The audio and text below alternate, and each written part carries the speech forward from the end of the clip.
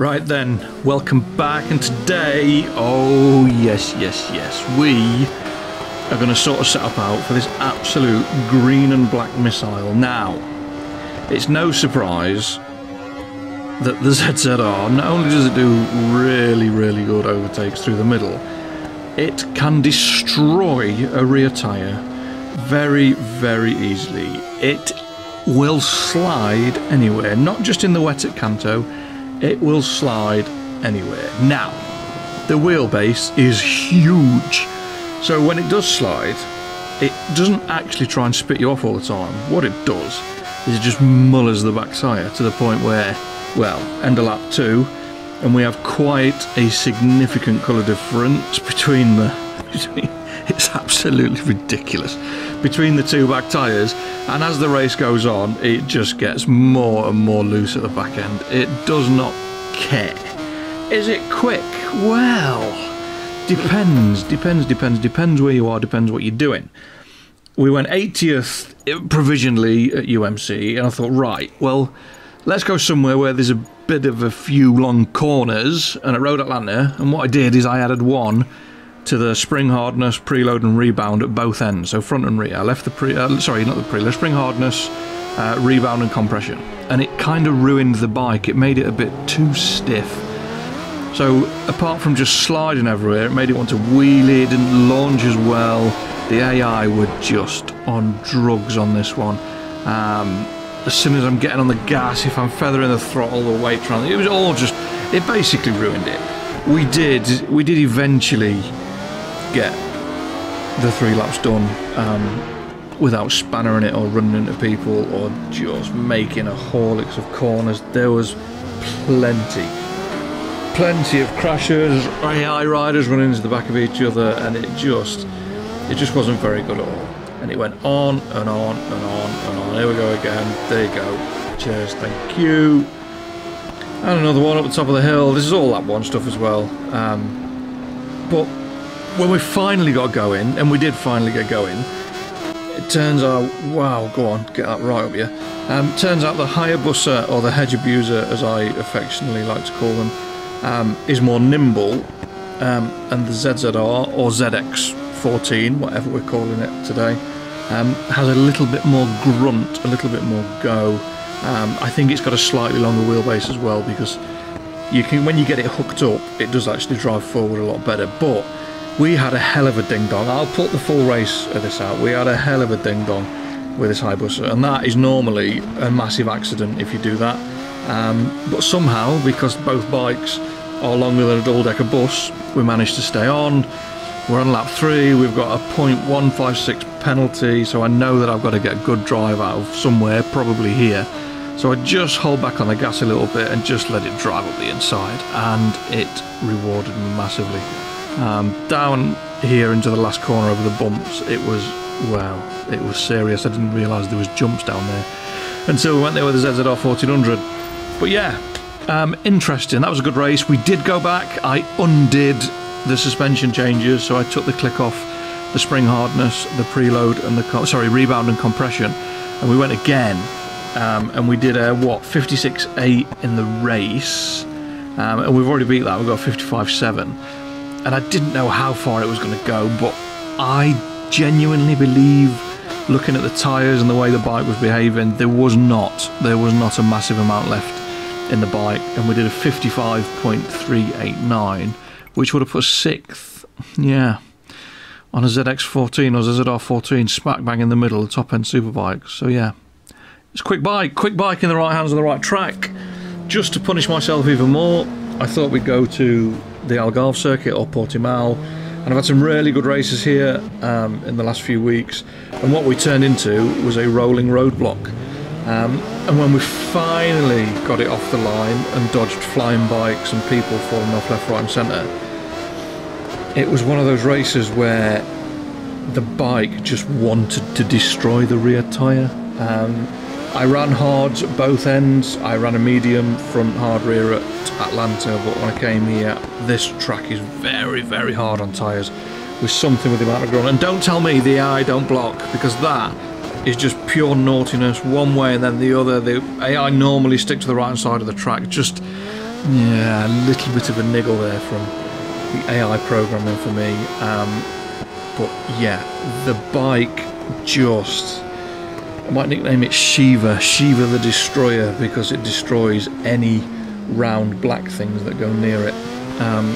The front, well, depends what track you're on, but the rear, it'll destroy a rear tyre, no problem. It does slide about a bit. It's a big, heavy lump of a bike, and if you get the braking point just slightly wrong, like I did there, it will run wide. But look at that over the curves. Most of the bikes, you're often halfway to the moon in low Earth orbit, but it doesn't care. Genuinely does not care. It will take so much abuse over curbs. And yeah, we ended up, I mean, look at the rear shock. That's going to need a drain and a refresh of oil after that, innit? Doing zebedee. A little bit of zebedee on the back end, but yeah. We didn't win by miles, couple of seconds, little bit of a penalty, but it did better at Algarve or Portimao than I thought. The lap time of 148.6, now that would have put us 13th apparently. So I went back, again hard, didn't make any changes, there was just no AI riders to worry about. We did a 147.4, ooh, she's a bit twitchy. Before we got to this point, we did a 148.6 in the race, so already we're 1.2 seconds quicker. And this lap was the fastest lap that we did, and we ended up doing a 148.806, which, by the law of the sod and coincidences and anything else, would have put us 6th. Again, well, yeah, quick bike, not massively fast on top end, it's not as powerful as a lot of bikes, but it's got a 1400cc engine, so it's got a load of stomp. Yeah, there we go, 6th again on a hard in the middle of a load of top end superbikes, and I couldn't resist going to Foster's and having a little bit of a dabble and seeing how a tank performs on a tight and twisty track. And what it did was launch incredibly hard, 20th to 3rd by the first corner at Alton Foster's. That's some achievement. That most bikes don't launch that hard. But we had a little bit of fun down through Cascades into the double right for the Foster's circuit, and then back up towards Clay Hill.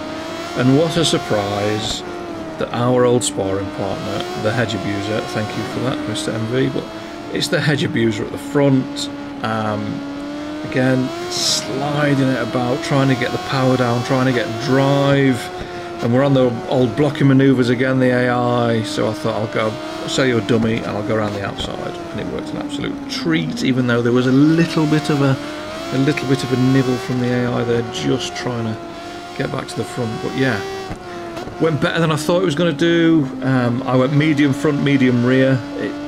It's not really massively punishing on tyres, Alton Foster's, but yeah, we would have gone, what, 34th with a lap time. Wow, that was close, wasn't it? I didn't really go back and set a time, there's no point, because the ZX10 or whatever it is I've used is so far up the leaderboard, the Zx-14, ZZR14 is not going to get close. And I thought, right, well, what I want to do is find the limit of the bike, and I did find the limit of the bike, and myself at Kyle Army GP just refused. I mean, the AI didn't help, they were absolutely flying into us left, right and centre, but the bike just refused to go round a lot of the corners in the way that I wanted it to. The AI were very good at positioning their bikes just in the right place, or just spear tackling me. And there was just carnage. I mean, through here, it just gets a slide on, and that's the end of that. Through the gravel trap, about 120. That was brutal as well. Don't see many upside down bikes. Again, a little bit of a tag from the Aprilia rider, thank you very much. Oh dear me, oh, that's all my fault. But yeah, it went on and on and on and on and on. I mean, some of these are on lap 3 as well, and it's like so, I mean, what is that? So frustrating. That's a big one. Yeah, 130 odd mile an hour, that'll hurt. And the AI had a tendency off the start to drift across the left hand side of the track. I'm not quite sure what that was all about, but yeah, when we finally, and it did feel like a finally, when we finally got away, We got a good launch, went all the way round the outside, then flicked it back across to the outside, which doesn't really make any sense, and just stuck it into turn one and just thought, sod it, I'll risk it and we'll see what happens. And we managed to get away. Now, we didn't pull a massive gap, but what we did do is make a massive, not massive, but a fairly big error into the crocodiles a couple of times. The AI were there, they were sniffing about. It was just the speed and size of the bike. Went through there a couple of times and ran wide, but yeah, what, 1.2, 1.3 seconds, a decent gap. The bike felt a little bit too big for this place. It didn't really want to change direction. It didn't really want to go through some of the longer, faster corners. I mean, that one there, running wide, little bit of a panic. Half a second penalty for that? You are joking me. But yeah, it was, it felt a size too big for Kyalami. It's just the elevation changes and the way the corners come, and some of them are really long and they tighten up and then some open out, and the bike is just a bit unwieldy. Probably a bit of fun at Monza, just an absolute missile riding the curbs. But the last question then, will she boogie at Kanto South wet? Short answer, no. It has way too much power and way too much torque for the wet tyres, and it absolutely destroys them. It doesn't want to play ball. It also helps if you don't spanner it into the AI 1,000 times like I did do. But when we finally got away, we got into a decent position. We did go to the front and we destroyed the tyre. The tyre didn't want to play, which is a shame, because yes, I was trying to slide it about a little bit. It became fairly obvious pretty quickly that the bike did not want to do massive long lurid slides everywhere. It just wanted to be driven neatly and in line and not muck about. I mean, very rare do I manage to get up the inside of the AI riders through there. Flick back across, and that was us in the lead. And I thought, happy days, we're in the lead on lap one.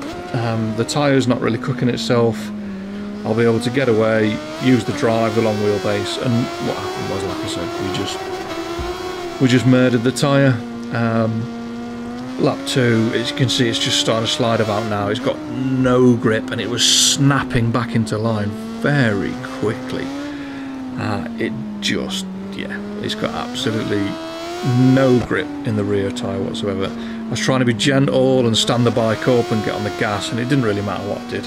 It just wanted to slide, and we slowly, wow, that was a big one. We slowly but surely just put more and more and more and more heat into the back tyre. The AI riders closed up, 2 Japanese riders in Japan, no surprise, and Jesus, look at that back tyre now. Yeah, it just got hotter and hotter and hotter, and we ended up not having any rear grip. And as we went across the line to start lap 3, I mean, it was fun, don't get me wrong. It's like trying to walk a tiger on the lead, but as we went into turn 1, we had a bit of a wobble from the rear. It just ran us a little bit wide. I couldn't get on the gas or turn the bike in. So Kawa's brother, Kozu, was up the inside. We almost ended up losing second as well, but we managed to fend off the ZX-10, and we just had no grip. I could not drive forward. I could not get into a position where I could either do a block pass or anything else, because on the brakes I had no rear grip, so the bike was travelling sideways. I thought I might be able to get down into turn 9 and 10, but again, no rear grip. You can see the back of the bike, it's just edging out. Get on the gas, it's lighting up. It was not an enjoyable last lap, knowing that I had absolutely nothing in the tank to be able to drag back that half a second and just try to close them back up. I mean, I tried through the last corner, I really did try, but all we ended up doing was cooking the rear tyre. So yeah, fun, but limited performance. That's how hard it is, the AI binned it. And that's where we ended up. Funnily enough, a bog standard 2 and 8 setup. Pros, it launches hard, like really hard. Anti-wheelie was on 1 right the way throughout. I didn't muck about with it and flick it onto anti-wheelie 2 or anything like that. Just anti-wheelie 1, get the revs at about 7-8 grand and it will just fly off the line. Mega stable. It takes some serious abuse You can fly over curbs, it doesn't bother it. And it's also a good battering ram in case you can't get past people in a conventional manner. It weighs quite a large amount, so you can just batter people out of the way. Cons, it's the size of a small planet. It takes up a fair old bit of track. The brakes struggle. It's just a big, heavy, long, low motorcycle. There's no real weight transfer to help the brakes out. The suspension takes some energy, so the brakes get an absolute battering, and it melts rear tyres for fun. I quite would like to take a couple of laps of UMC with a soft rear tyre and see how long it took before it was more red than Mr. Putin's face, but I might do it, I might not, we'll see. But that's it. Thanks for watching, thanks for commenting, liking, subscribing. Loads of new subscribers as well over the last few days, which has been really good. Welcome one, welcome all. And yeah, fingers crossed, I will see you next time. Take care, stay safe, peace.